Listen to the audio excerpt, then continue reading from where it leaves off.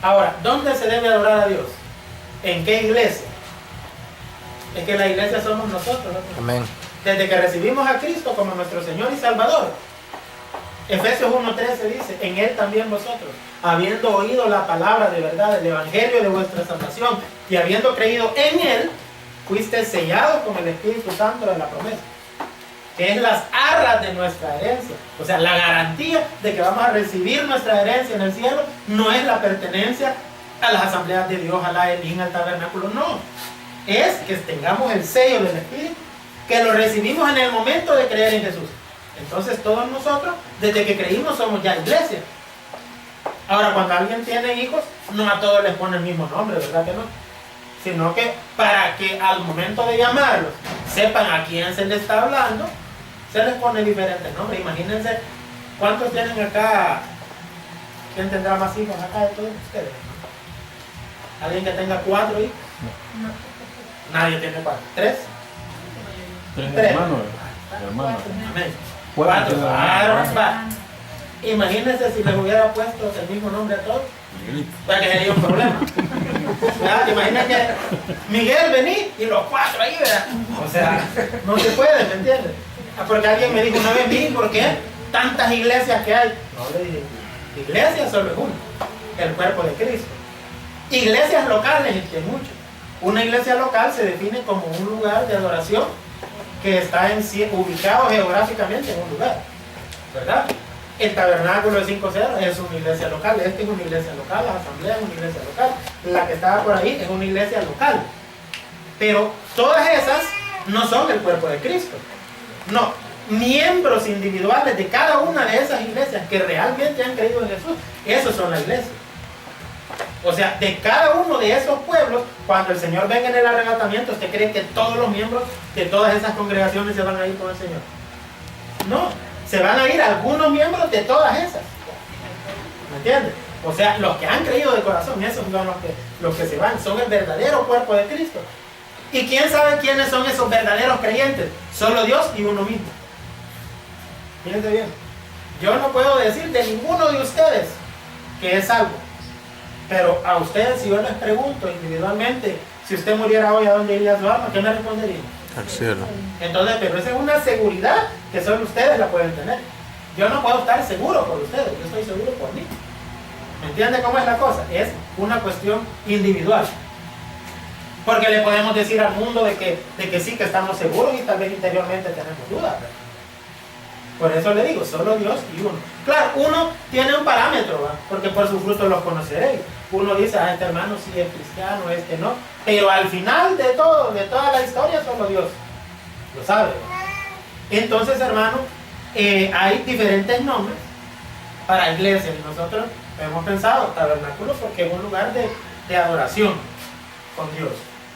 Y bautista, ¿por qué? Porque es la línea que siempre hemos mantenido, ¿verdad? O sea, no nos vamos a desviar de esa línea, hermano, de que nos vamos a tirar al suelo y a revolcarnos o a danzar en las sillas no, sino que somos una congregación bautista, ¿verdad? Que podemos adorar a Dios que con las manos, que vamos a tener tal vez un poco más de libertad, sí, ¿verdad? Pero de usar desorden, pues, yo creo que a ninguno nos gusta el desorden, ¿verdad? Porque tenemos aquella mentalidad, ¿verdad? De donde venimos. Entonces, y la armadura de Dios. Por eso quiero hablar de este tema, porque es una cuestión, hermano, de que todos nosotros recibimos ataques todos los días de parte del enemigo, ¿no, hermano? Entonces, en este texto Dios nos manda, fíjense bien, a recargar nuestras baterías en Cristo Jesús. El versículo 10 lo dice, por lo demás, hermanos míos, fortaleceos en el Señor y en el poder de su fuerza. Eso de fortaleceos en el Señor es como que hemos perdido fuerza. Y para recuperar esa fuerza, cuando una batería pierde fuerza de alguna cuestión, por ejemplo de esa cámara, hoy antes de traerla, la puse a cargar. La fortalecí, le di energía. Bueno, no yo, ¿verdad? Sino que pero yo la conecté ahí, ¿verdad? Las iglesias así son, las iglesias. Son como las personas que van a conectar a un mundo que como que ha perdido energía, está desconectado de Jesús. Nosotros vamos a ir a agarrar a esa gente y los vamos a conectar. Vamos a hacer el conecte con Jesús. ¿Me entiendes? Nosotros solo somos los que vamos a tratar de que todo el mundo se fortalezca en Él. Pero ¿cómo voy a decirle a otro que se fortalezca en Cristo si yo todavía no me he fortalecido? Primero nosotros vamos a enchufarnos con el Señor, a agarrar esa fuerza por lo que se viene, hermano. ¿Por qué? Pues acá aconseja en el texto de que tenemos que estar bien recargados con el Señor por los ataques que vamos a recibir de parte del enemigo. Fíjense que en Segunda de Reyes, déjenme leerle un pasaje. No lo busquen. Quédense ahí en Efesios, se lo voy a leer. Es Segunda de Reyes, capítulo 6. Es un pasaje que tal vez ustedes ya habrán escuchado. El profeta Eliseo tenía un sirviente que se llamaba Jesse. Y en cierta ocasión estaban rodeados por los enemigos. Y dice, Segunda de Reyes 6, 14 al 17. Entonces envió el rey allá gente de a caballo y carros y un gran ejército, los cuales vinieron de noche y sitiaron la ciudad, ahí donde estaba el profeta y su sirviente. Y se levantó de mañana y salió el que servía al varón de Dios, y he aquí el ejército que tenía sitiada la ciudad con gente de a caballo y carros. Entonces su criado le dijo, ah, Señor mío, ¿qué haremos? O sea, al ver que todo el ejército enemigo estaba rodeando ahí donde estaban ellos, se afligió, ¿verdad? Entonces le dice a Eliseo, ¿y qué hacemos ahora? Estamos rodeados de ejército. Entonces dice el 16, él le dijo, no tengas miedo, porque más son los que están con nosotros que los que están con ellos. Claro, el sirviente de Eliseo debe haber quedado viendo, sí, ¿y a dónde estarán? ¿Será que detrás de algún matorral o a dónde? Porque yo no veo nada, ¿verdad? Él solo veía el ejército enemigo rodeándolo. Pero eso nos pasa a todos, hermano. El miedo a veces nos ciega. Fíjense bien, el miedo nos ciega a la realidad. La realidad no es lo que se mira, es lo que no se mira. ¿Qué es más real que Dios? ¿Para cuántos de ustedes Dios es real? Levanten la mano. Amén. ¿Y alguna vez lo han visto? Ya que no. ¿Y qué puede haber más real que Dios? Entonces lo verdaderamente importante, lo real, no se ve, se cree. ¿Cuántos creen en Dios? Amén. Entonces, hermanos, nosotros, fíjense bien, no tenemos que tener miedo porque el miedo nos paraliza. El miedo hace que caigamos rendidos ante los enemigos. Tenemos que ver lo que Dios ve. O tenemos que ver lo que el profeta basado en la palabra nos diga, ¿verdad? Porque es la palabra la que nos va a decir qué es lo que debemos ver. Dice, no tengas miedo porque más son los que están con nosotros que los que están con ellos. Y oró Eliseo, miren, y dijo, te ruego, oh Jehová, que abra sus ojos para que vea. Entonces Jehová abrió los ojos del criado y miró, y he aquí que el monte estaba lleno de gente de a caballo y carros de fuego alrededor de Eliseo. ¿Estaban esos ángeles ahí, sí o no? Pero este criado no los veía. ¿Qué hizo que los viera? ¿Qué fue lo que logró hacer que este criado viera los ejércitos de Dios que estaban ahí? La oración de un siervo de Dios. Por eso, hermano, nosotros queremos ser una iglesia de oración, una iglesia que ore, pues, más que lo que tal vez lo hacíamos antes, porque eso es lo que nos va a mantener a nosotros conectados con el Señor. Tenemos que estar firmes contra los que se vienen, sí, porque la lucha, hermanos, es contra un calumniador y sus huestes. Miren el versículo 11 y 12 de nuestro texto, el que estamos viendo ahí en Efesios. No sé si el hermano Estanislao nos puede hacer el favor de leer el otro versículo 11 y 12.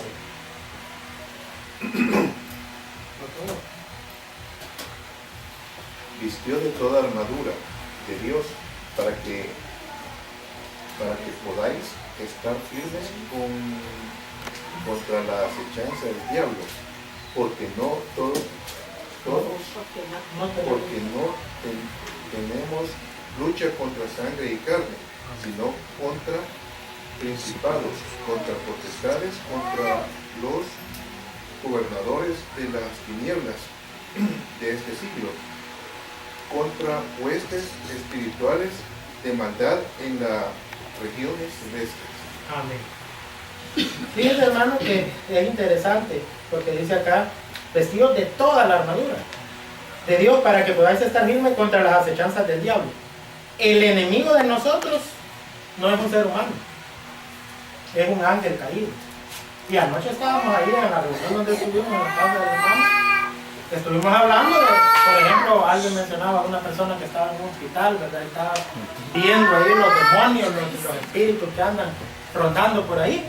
Y comenzamos a contar todos ahí algunas anécdotas que nos habían pasado en el mundo espiritual, ¿verdad?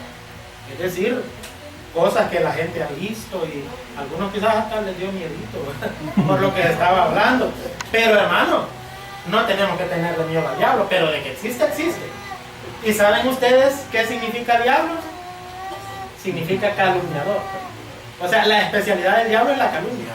Saben que hoy en la mañana, tempranito, recibí el primer ataque del enemigo.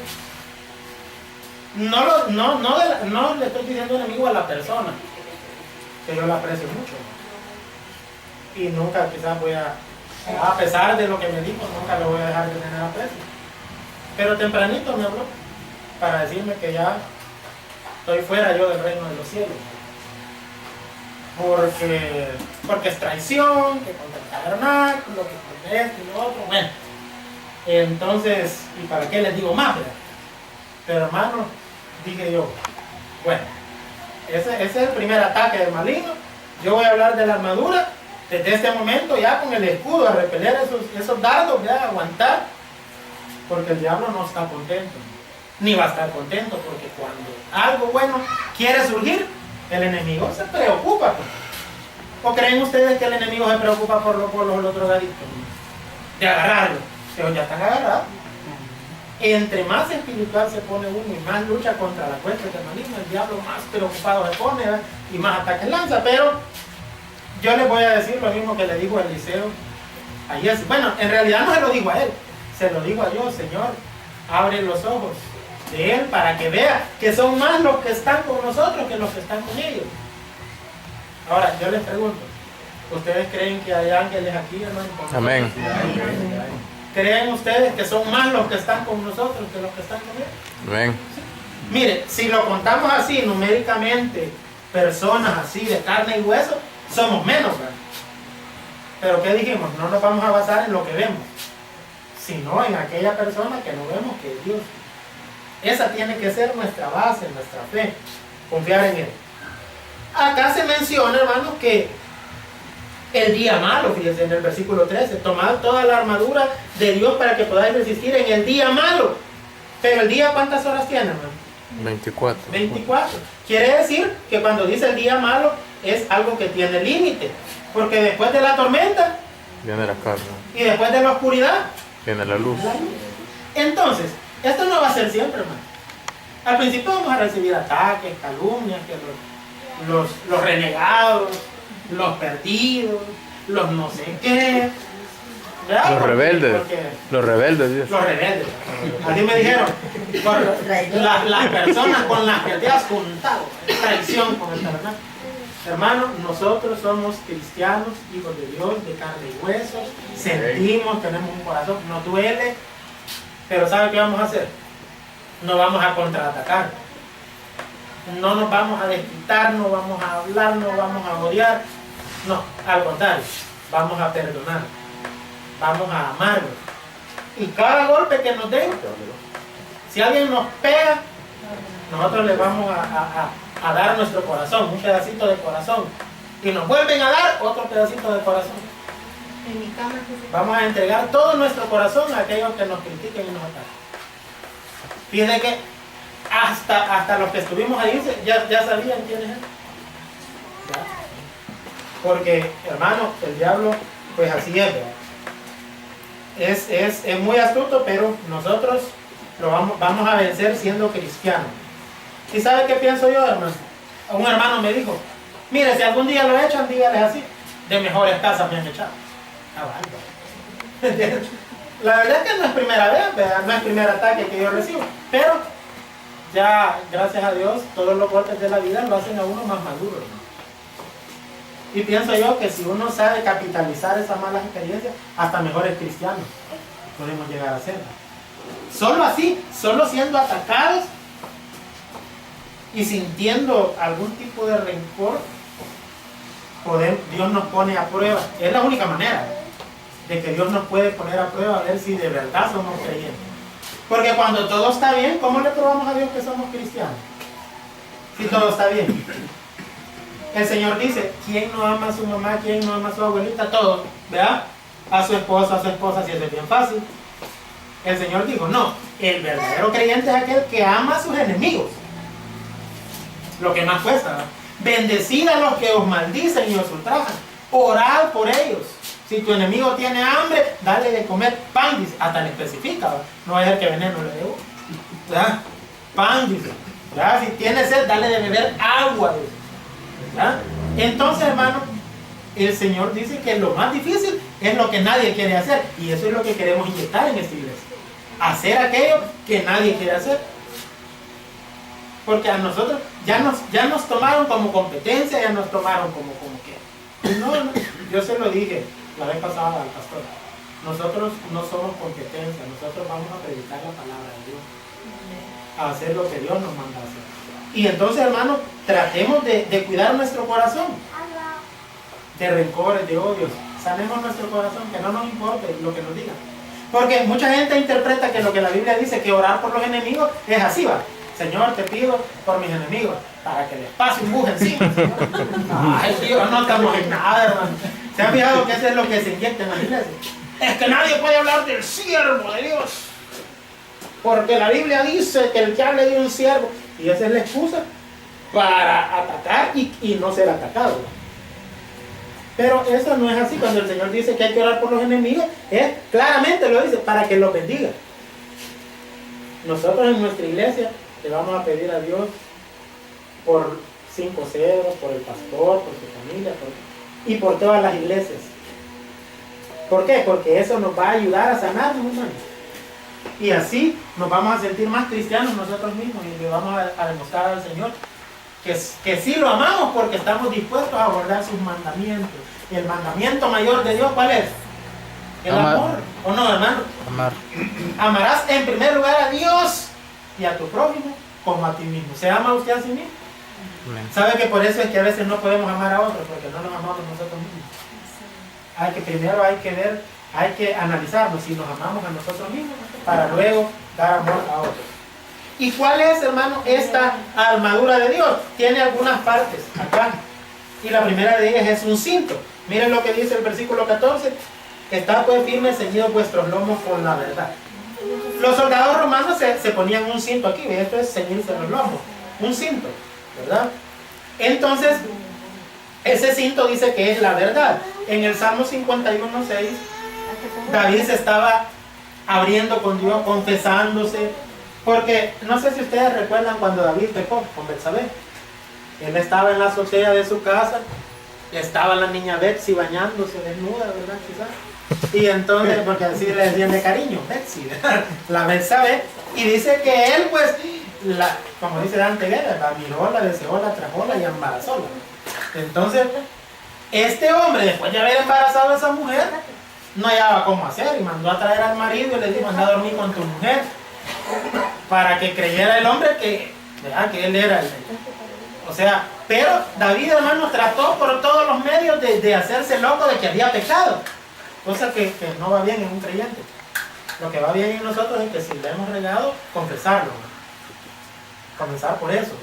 Porque muchas veces, bueno, es fácil ver a otros, pero uno mismo cuesta verse, ¿verdad? Y Dios le mandó un profeta, al profeta Natán, y le llegó a decir, mira David, fíjate que había un hombre que tenía muchas ovejitas y vino un amigo de visita. En vez de hacer uno de esas corderitas y cocinársela para que comiera el viajero, no, le fue a quitar la única oveja que tenía el vecino y la cocinó y le dio al amigo. ¿Qué crees que se le debe hacer a ese hombre? Dijo David, porque todos estamos así, vaya, con el hacha en la mano, que muera, ¿verdad? Que pague. Ese hombre le dijo al profeta, eres tú, le dijo. Porque la única mujer que tenía aquel hombre se la quitaste y siendo uno de tus hombres de confianza le hiciste eso y entonces ya él se sintió mal, reconoció su pecado y escribió después de eso el Salmo 51. El Salmo 51 es el salmo de arrepentimiento de David por todo lo que había hecho. No solo le quitó la mujer a su prójimo, sino que lo mandó a matar y eso es peor todavía. Entonces David dijo en el Salmo 51:6, le dice a Dios, porque tú amas la verdad en lo íntimo. Dice bien, en lo íntimo. ¿Por qué en lo íntimo? Porque es lo contrario de lo externo. En lo externo a cualquiera lo podemos apantallar de que somos de verdad. Pero Dios, eso es hipocresía. No, Dios quiere que seamos verdaderos desde adentro. Y esa va a ser una de nuestras cosas que queremos impartir en esta iglesia. Que hablemos con la verdad. Si alguna vez alguno de ustedes, hermano, se siente dañado por alguna cosa que otro dijo, o tal vez uno cometió un error en la predicación, o alguna cuestión que hicimos mal, por favor siéntase en libertad de decírnoslo. Que nosotros estamos abiertos a cualquier, hermano, reprensión, crítica, con humildad se los decimos, de verdad, de corazón. Que no le importe aquí que porque es el pastor. No, si usted se siente algo, dígamelo. Yo, los que me conocen lo saben, ¿verdad? Que me pueden decir las cosas y yo quizás soy la antítesis, ¿verdad? Quizás soy diferente porque no soy extremista, de que enojado y regañón, sino que quizás a veces me voy al otro extremo, ¿verdad? Hay gente que dice que usted es muy aguado y se debería de poner más. Pero bueno, nadie es perfecto, ¿verdad? Hermanos, es que mi interés es que todos nos sintamos bien, pues. Por lo tanto, si usted tiene una verdad que decir, dígala. Esta va a ser una iglesia donde queremos siempre ir con la verdad. Nada de hipocresía, nada de dos caras. Si usted se siente mal con alguna hermana, con algún hermano, vaya y hable. O busque que nosotros estemos ahí como líderes y ver de mediar, para que las cosas, hermanos, no pasen a más. Eso es importante. Luego, el versículo 14 también dice la coraza de justicia. Mire. Y con la coraza, vestidos con la coraza de justicia. Algunas personas dicen, esa justicia es la justicia de Cristo que nos ha sido dada. No, esa no es, porque es una orden. Dice que nosotros tenemos que vestirnos con esa coraza. Por lo tanto, no está hablando de que, yo ante la vista de Dios soy justo gracias a lo que Cristo hizo en la cruz. Esa es una verdad. Pero lo que el texto nos está diciendo es que tenemos que ser justos. Personas justas. A nosotros nos está poniendo la responsabilidad de ser justos. ¿Y qué implica ser justo? No tener acepción de personas. La acepción de personas presupone la excepción de personas. Yo no sé si ustedes sabían, pero son dos palabras diferentes que suenan iguales, pero no significan lo mismo. Acepción y excepción. A veces uno dice, a mí me gusta tal y tal cosa, excepto esta cosa. ¿Verdad? Ese excepto, de ahí viene la palabra excepción. ¿Y qué significa? Bueno, acepción de personas, como la Biblia dice, es tener preferencias con alguien. Por lógica, si uno tiene preferencia con uno, entonces está dejando de lado al otro. Cuando uno tiene acepción, al mismo tiempo está teniendo excepción. Está dejando aparte a alguien. Eso queremos que en nuestra iglesia no exista. Que tener preferencia que con algún hermano, que porque tiene más pisto, que porque viene mejor vestido, que porque es el que más ha aportado a la iglesia. No. Con nadie, hermano. Aquí todos somos iguales, todos valemos lo mismo, porque el precio que Cristo pagó en la cruz fue el mismo para todos, ¿no? Amén. O botó más sangre, el Señor derramó más sangre por mí que por ustedes. O por ustedes que por mí. ¿Verdad que no? La misma cantidad de sangre para todos, así que todos valemos lo mismo. Eso es justicia. También justicia es no partir por la primera. ¿Qué quiere decir? Que alguien me va a venir a decir a mí o al hermano Estanislao o a alguno de la directiva que vamos a hacer algo de otra persona, ¿verdad? Y que ya nosotros, que usted va a creer que nosotros vamos a, vaya, hermano, mire, me contaron que usted tal cosa, va, fuera. Eso no, eso aquí no existe. ¿Verdad? No, esos chambres así. ¿Qué es eso, hermano? Cualquier parecido, por coincidencia. No, eso, hermano, en nuestra iglesia no existe. ¿Por qué? Por lo que dice Proverbios 18:17. Si quieren ese sí, ayúdenme a buscarlo. Porque ese versículo está, pero sin perder Efesios, ya vamos a volver. Ese versículo, hermano, está... Siempre me ha encantado ese versículo por lo que dice. Proverbios 18:17. Lindo ese versículo. No sé quién de ustedes me lo quisiera leer. Léalo. Justo parece el primero que aboga por su causa, pero viene su adversario y le descubre. Bien. Justo parece el primero que aboga por su causa. Luego viene su adversario y le descubre. Por eso nosotros no partimos por la primera. Si alguien viene, tenemos que oír la otra parte. ¿Sí o no? Eso está diciendo el versículo. Claro, el primero que viene a decir las cosas, a ese, en la mayoría de iglesias, a ese le creen. Mire, yo lo viví en carne propia también. Allá fueron a decir que yo era gordo, que era aquí, que era allá. Un montón de chambres, ¿verdad? Falsos. Entonces, hermano, pero cuando uno quiere ir y presentarse y mire, ¿y dónde está el que me acusa, verdad? No, usted, hermano, está fuera, se muera, porque fulano le puso el dedo y yo confío en fulano. Y de ahí, entonces, eso es la coraza de justicia. En nuestra iglesia no podemos aceptar un chambre. Si alguien dice algo de alguien, mire así, vea. A las buenas los traemos y se arregla esa situación. Y también la justicia tiene que ir con misericordia a la hora de la restauración. En Gálatas 6.1, que es el libro que está antes de Efesios, dice así, Gálatas 6.1, hermanos, si alguno fuere sorprendido en alguna falta, vosotros que sois espirituales, nótese que se requiere que uno sea espiritual para... Porque a veces uno está más carnal que aquella persona que uno pretende corregir, ¿verdad? Entonces, si yo me considero que yo soy peor, ¿cómo voy a agarrar a otro pecador, adúltero, sinvergüenza, arrepientas y yo estoy peor, ¿verdad? No dice, hermano, si alguno fuere sorprendido en alguna falta, vosotros que sois espirituales, echadle, dice. No dice así, ¿verdad? No. Pegadle, tampoco, ¿verdad? Expulsadlo, disciplinadlo, ¿cómo dirá? Gálatas 6.1. ¿Sabe cómo dice? Restaurarle. Interesante, ¿verdad? Restaurarle con espíritu de mansedumbre, considerándote a ti mismo, no sea que tú también seas tentado. Imagínense, yo los agarro a ustedes, ¿verdad? Hermanos, adúlteros, sinvergüenzas, que no sé qué, que no sé cuánto, y después caigo yo en lo mismo. Vaya, pastor, venga, póngase aquí en medio. Vaya, todos al unísono, sinvergüenza, adúltero. Ya, como yo fui duro, ahí me van a agarrar a mí. Mira, una iglesia grandota que había antes, antes era la más grande, ¿verdad? En esa iglesia, hermano, el pastor le tiraba a los bautistas, ¿verdad? Pues los acababa. Y mire, y después, hermano, cuando él cayó, ¿verdad? Entonces, y él le decía a los hermanos, aguacates, les decía, amén, decían los hermanos. Imagínate. ¿Verdad? Así les decía, yo lo escuché.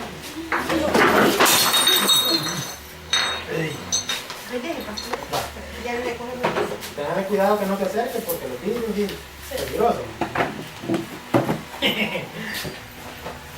No, con una escoba, hermano, con una escoba. Está enojado el compadre.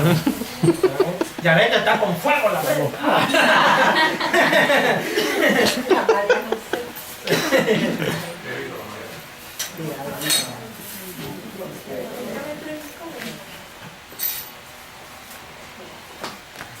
Como dice la escritura, derramaré sobre vosotros agua pura. Mire, como dice la escritura en Isaías 55.1, a todos los sedientos venid a las aguas. A todos los sedientos venid, comprar sin dinero y sin precio vino y leche. Fíjense bien, hermano. Continuamos. Dice ese texto de Gálatas 6.1, ustedes deberían de tenerlo subrayado en su Biblia, apuntado, estudiarlo todos los días, para que si un día nosotros, como autoridades de la iglesia, lo agarramos a usted, como dicen ahí, como pelón de hospicio, ¿verdad? A regañarlo, que sinvergüenza usted, hermano, qué barbaridad, ¿verdad? Entonces usted nos hace el favor de abrir ese versículo de la Biblia y nos lo dice, oye, pastor, ¿te acuerdas que en el primer culto usted nos enseñó Gálatas 6.1? Mire lo que dice, pastor. Ya me voy a sentir yo todo avergonzado, ¿verdad? Porque el pasaje claramente dice restaurarle. En ningún momento dice que hay que pegarle una patada al hermano que falló. Si uno considera que alguien está fallando, hay que restaurarle. Pero ¿qué significa esa palabra? Fíjense que en el idioma griego, que es el idioma que está escrito en el Nuevo Testamento, Pablo utiliza la figura de un hueso que se ha salido. O sea, ¿se han fijado que los dos huesos se unen así, ¿verdad? Como que se ha salido de su lugar, de su posición, los huesos. Entonces, cuando viene alguien y vaya, respira profundo, ¡trac!, y lo hace llegar otra vez, eso es restaurar. ¿Duele la restauración o no duele? Duele. Por lógica duele, pues, ¿verdad? Porque a nadie le va a gustar que le digan si uno ha fallado, pues. Pero la Biblia no dice que no hay que decírselo. Dice que hay que decírselo pero con mansedumbre, ¿o no, hermano? Sí. Porque para poder restaurar a alguien no me puedo poner a regañarlo y yo quizás estoy haciendo cosas peores. No, lo que debo hacer es con mansedumbre a tratar el asunto con el hermano. ¿Verdad, hermanito? Mire, es que fíjense que lo que sucede es que el testimonio, ¿verdad? Y la gente a veces por eso no quiere ir a la iglesia, ¿verdad? Por alguien que dio mal testimonio. Entonces, suavecito, ¿verdad? Como dice ahí, no vaya a ser que a uno le pase después. Y eso, hermano, está confirmado porque la Biblia no es de que solo lo dice en un lugar las cosas, hermano. La Biblia es bien sabia.